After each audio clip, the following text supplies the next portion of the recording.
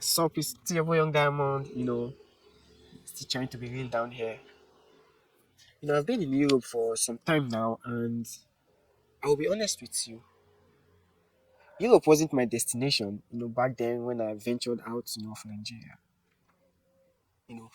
When we have friends with the ambition that, okay, we are going to Europe from Nigeria, it's something that is, on the high side.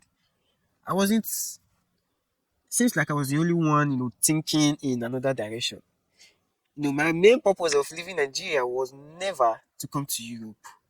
It wasn't even part of my agenda. It was not even part of what I intended, for myself. I love exploring, and going to places, that are new, just to understand culture, understand how people behave and how they live their life. That was how I was even before I left the country, from state to state, trying to understand how these cultures, provided it is, oh, Mr. Man, let's go somewhere. I am always in, going to new places, trying to know places. I'm always that kind of guy, you know. And I'm a kind of person that growing up, I was never at home. Coming back from school as a young child, dropping your bag, and then zoom, you're in the streets, and then trying to get a glimpse of whatever that is going on around, and knowing things that are happening.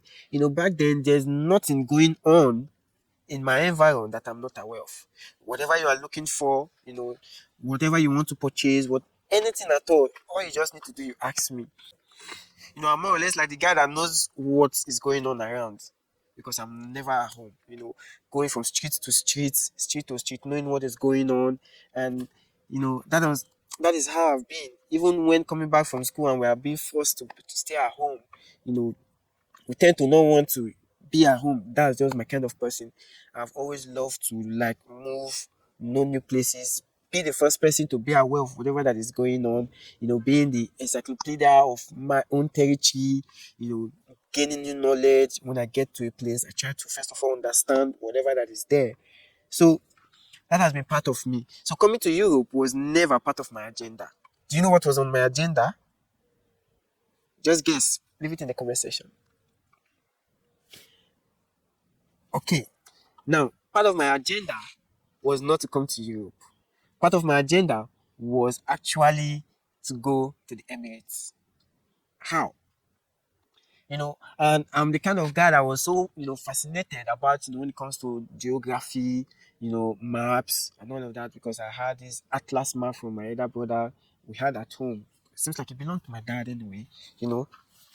So I went through the maps, understanding each demographics, where each country lies and all of that. So I was so fascinated, like, okay, I just want to go to any country aside from Europe. I came up with a map, trying to know where and where would be okay to stay. My target was Kuwait anyway, you know. So how would it have been possible going to Kuwait on foot? It would have been impossible in most cases, but trust me, I'm the atlas, knowing the maps, mapping the routes, and all of that, So in that period before leaving Nigeria, I was like, okay, let me just get a glimpse of whatever I was going into. I mapped up the route that, okay, when I get to Libya, I'll migrate from Libya, to Egypt. Just listing, very crazy idea from a very young, stubborn, strong-headed young man.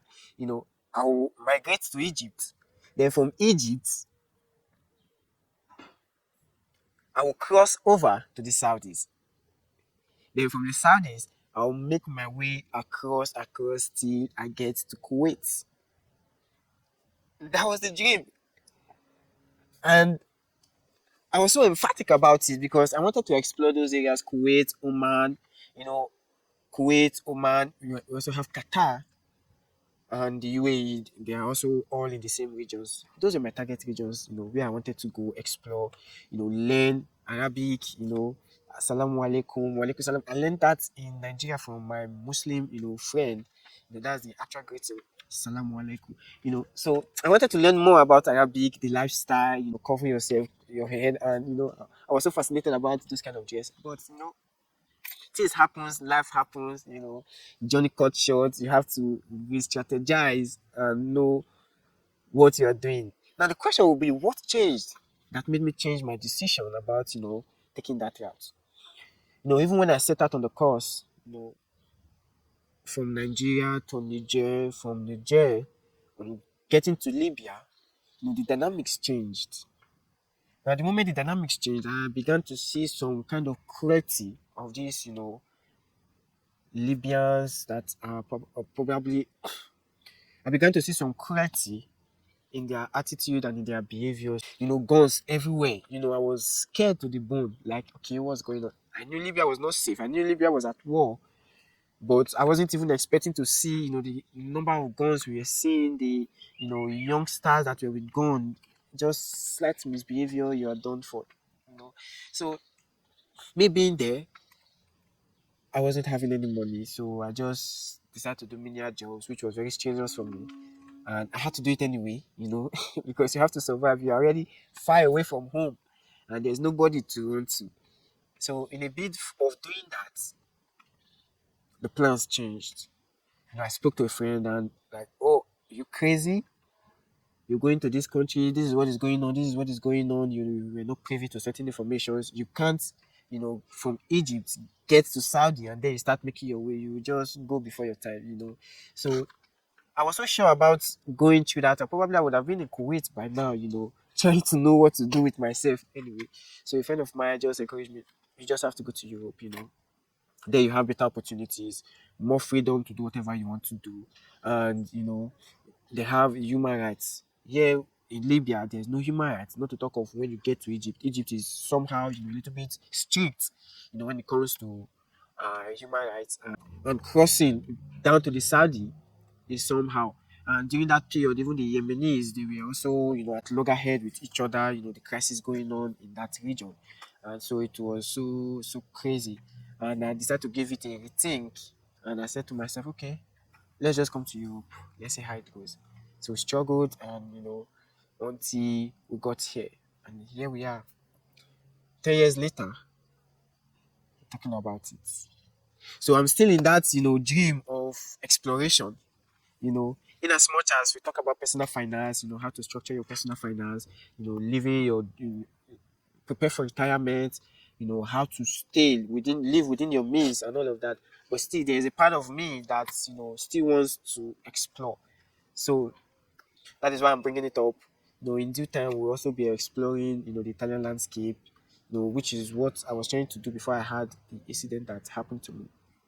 So in due time, we'll be exploring not just Europe alone, we'll be exploring the globe. It's still your boy, Young Diamond. Stay safe. Peace.